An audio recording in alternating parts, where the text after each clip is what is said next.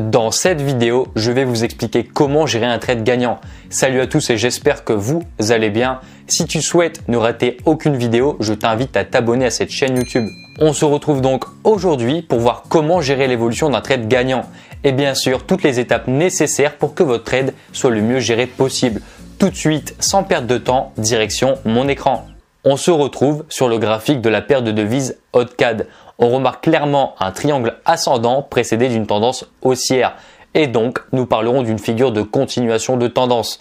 Je fixe mon objectif théorique graphique en fonction de la hauteur de la figure, puis je la duplique au-dessus de cette même figure. Pour l'instant, cela reste simple. Maintenant que tout est prêt pour lancer le trade, nous allons vérifier les étapes d'une prise de décision. Première étape, scénario. Le marché a-t-il réalisé votre scénario ou bien alors non, le marché n'a pas réalisé votre scénario? Si oui, vous pouvez passer à l'étape suivante, sinon je vous recommande d'abandonner le trade. Deuxième étape, le ratio risque-récompense. Maintenant, il faut vérifier si l'opportunité est bonne à prendre ou non. Si le ratio de votre trade est de minimum 2.5, vous pouvez passer à l'étape suivante. Sinon, si l'opportunité indique un ratio inférieur de 2.5, il ne vous reste plus qu'à abandonner le trade. Troisième étape, la tendance. Vérifiez bien que votre trade soit pris dans la bonne direction, car un trade qui suit la tendance de fond aura toujours plus de chances de réussir qu'un trade de contre-tendance. Et donc, si le trade suit la tendance, vous êtes en mesure de rentrer sur le marché.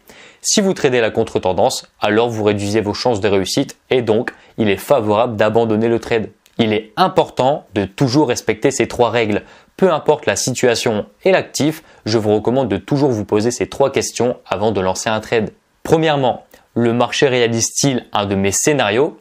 Deuxièmement, mon ratio récompense est-il de minimum 2.5? Et troisièmement, est-ce que mon trade suit bien la tendance? Si ces trois critères sont remplis, il ne vous reste plus qu'à prendre position sur le marché. Comme vous pouvez le voir sur le graphique, le trade évolue doucement et surtout évolue dans la bonne voie. C'est bon signe et donc il ne faut pas interagir avec la position. Entre la prise de position d'un trade et l'atteinte de son take profit, il va falloir faire attention à une chose, votre psychologie. Oui, la psychologie fait partie des compétences les plus difficiles à maîtriser en trading. Pour ce faire, je vous donne 3 conseils pour ne pas constamment paniquer lors de l'évolution d'un trade. Premièrement, il faut suivre son plan.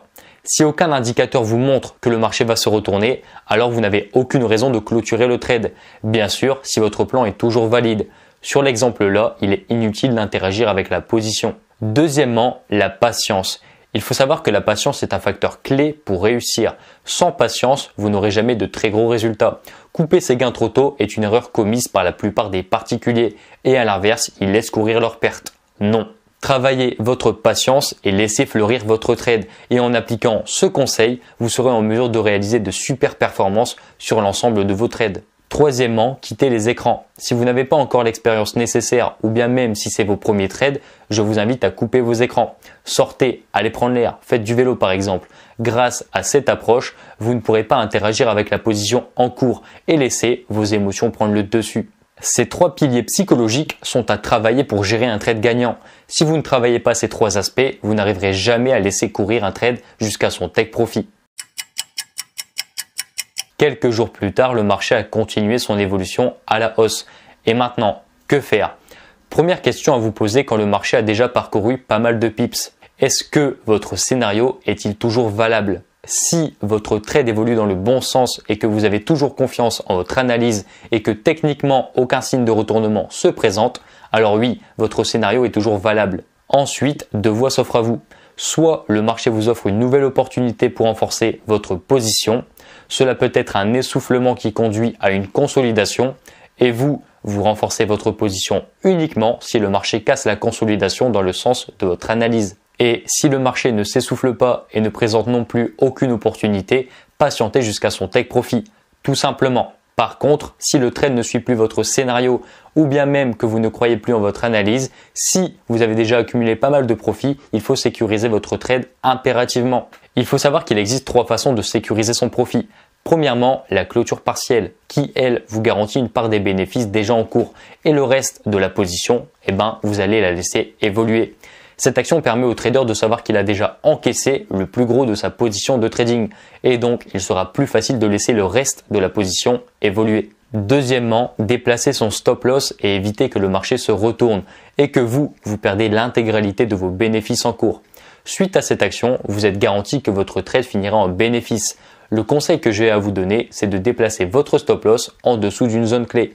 Par exemple, si le prix évolue et stagne en dessous d'une consolidation, il est intéressant de déplacer son stop loss en dessous de la consolidation, etc., etc. Troisièmement, la prise de bénéfice.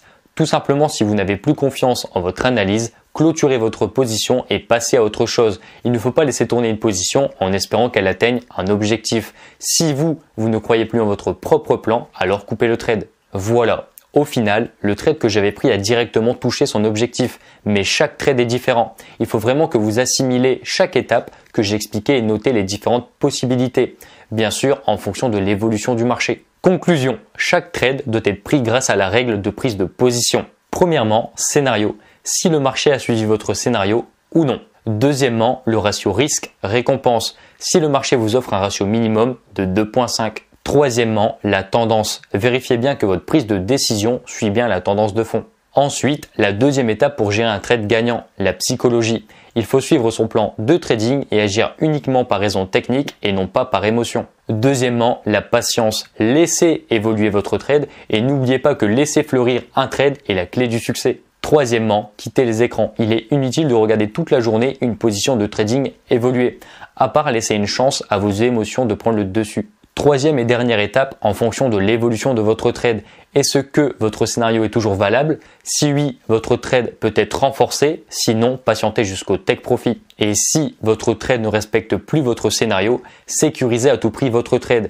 Que ce soit une clôture partielle, une prise de bénéfice ou encore déplacer son stop loss. Maintenant, il ne vous reste plus qu'à appliquer toutes ces règles. J'espère que la vidéo t'a plu. Si oui, je t'invite à mettre un pouce bleu. Et si le format mind map te plaît, je t'invite à le dire dans l'espace commentaire pour que par la suite, je continue ce format de vidéo. Sur ce, je vous dis à bientôt et bon trade.